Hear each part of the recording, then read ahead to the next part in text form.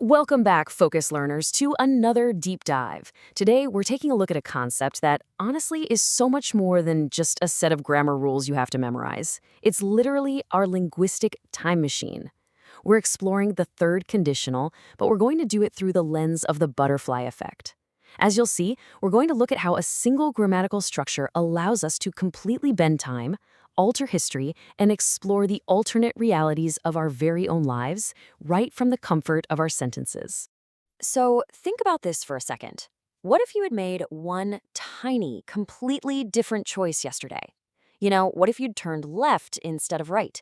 Or what if you'd just hit snooze on your alarm one more time? We all do this, right?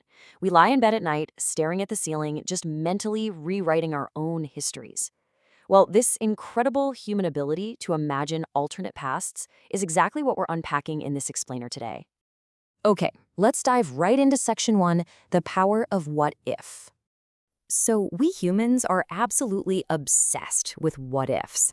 We spend so much of our mental energy replaying past events and, let's be honest, agonizing over regrets. But to actually communicate these complex hypothetical timelines to each other, we need a very specific piece of machinery. Conditional Sentence Type 3, which most of us just call the third conditional.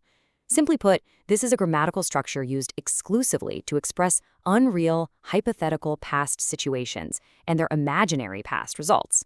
Now, I want you to really focus on that word unreal. Because this structure refers entirely to events that have already happened, it is literally the native language of the unreal past. It's the exact formula we reach for when we want to convey deep feelings of regret, assign blame, or express profound relief about a missed opportunity or a bullet we somehow dodged. Which brings us to section 2, the grammatical formula. Let's lift the hood and look at the mechanical formula required to actually express these complex human emotions. To build a type 3 conditional, you basically need two distinct moving parts working together perfectly. First up, you have the condition itself, which uses the past perfect tense. That's had plus a past participle. Second, you have the result, and that uses a past modal, something like would have plus a past participle. Think about it like this. If the if clause comes first, you get, if I had studied harder, I would have passed the exam.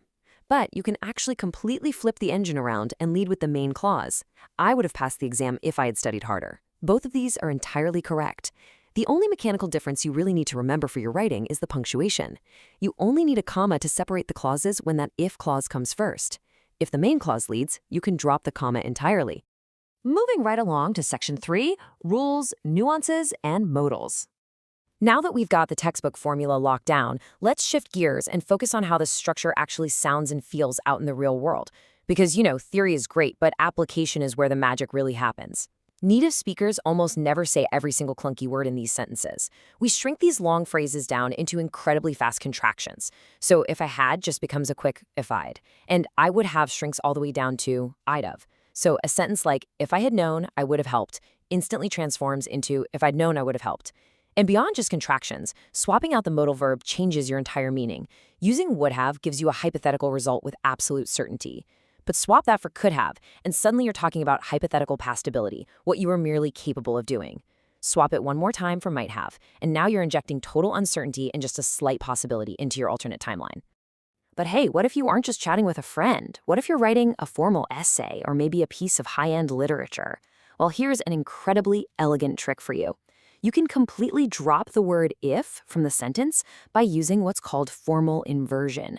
So instead of using the standard syntax, if I had realized the danger, I would have stopped, you simply invert the subject and had. It becomes, had I realized the danger, I would have stopped. Just like that, it immediately elevates the tone, making the whole thing sound so much more dramatic and sophisticated. Let's see this in action in section 4, regret versus relief. Let's ground this in reality by looking at two super relatable scenarios. I want to show you the vast emotional spectrum that this exact same grammatical structure can cover. We're going to look at the agonizing pain of regret and then the incredible high of relief. First up, we have Emma's regret. Poor Emma had an absolute disaster of a morning yesterday. She was exhausted, she completely slept through her alarm, which meant she completely missed her 8 a.m. train, which ultimately meant she showed up late and totally ruined a massive job interview. Ugh. It's that sinking, heavy feeling in the pit of your stomach when literally everything goes wrong.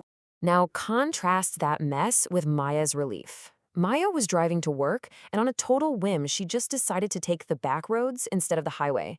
Because of that one little choice, she completely bypassed a massive hours-long traffic jam. She breezed right into work, delivered her morning client presentation absolutely flawlessly, and totally saved the day. Now, check out how both of these women use the exact same grammar to process entirely different emotions. Emma looks back with just pure frustration. If I hadn't set my phone to silent, I would have heard the alarm. You can almost hear how heavy that pause is with missed opportunity. But Maya looks back breathless and super thankful. If my GPS hadn't suggested an alternate route, I would have missed my presentation. That pause is just filled with immense relief. The grammar doesn't change one bit, but the human experience driving it is literally night and day. Let's move on and see how this builds in Section 5, the cinematic third conditional. So what happens when we take this out of everyday conversation and put it up on the big screen? Hollywood screenwriters absolutely love the third conditional. Why? Because it's the ultimate tool for creating incredible tension and dramatic irony. A totally masterful example of this is from the 2008 film The Curious Case of Benjamin Button. There's this beautifully tragic scene where Benjamin narrates a sequence of seemingly insignificant, tiny past events in Paris. He basically traces the exact microscopic moments that ultimately led up to the love of his life, Daisy, being struck by a taxi. He actually walks us through this crazy cascade of hypothetical events. If a woman in Paris hadn't forgotten her coat, if a taxi driver hadn't stopped for a quick cup of coffee, if a man's shoelace hadn't broken, if a delivery truck had moved just moments earlier, the taxi would have completely missed Daisy. By stacking all these conditionals on top of each other, the movie visually and grammatically demonstrates how altering just one tiny microscopic moment in the past completely shatters and reshapes the entire future outcome. Benjamin Button really sums up the brutal reality of the unreal past with this thought. And if only one thing had happened differently, if that shoelace hadn't broken, or that delivery truck had moved moments earlier, that taxi would not have hit Daisy and her leg would not have been crushed. It's incredibly powerful, and it relies entirely on the grammar machinery we are breaking down today. For a completely different flavor of cinematic tension, we can look to another 2008 masterpiece, The Dark Knight. Here, we aren't dealing with a romantic tragedy. We are dealing with high-stakes, gritty survival. The characters in this film are constantly reflecting on alternative choices, where a past decision quite literally dictates life and death in the present moment. So the crucial point really hits home right here, in this chilling line. If you hadn't done what you've done, I might have let you live. Notice how brilliantly this illustrates those mechanics we learned earlier. The negative past perfect in the condition, hadn't done, sets up this inescapable past choice. But the result clause doesn't use a certain would have, it uses might have. It injects this terrifying, taunting uncertainty right into the hypothetical outcome, showing just how wildly dependent survival was on a single, unchangeable past action. And well, that brings us to the ultimate question for you. If you hadn't watched this explainer today, what might you have missed? Hopefully you can now see that the third conditional isn't just some boring formula on a chalkboard. It's the very structure of consequence, regret, and relief in the English language. Thank you so much for diving into the linguistic butterfly effect with me today. Keep your ears open out there, and I guarantee you'll start noticing these unreal pasts echoing everywhere around you. Keep learning, stay focused, and I'll catch you on the next one.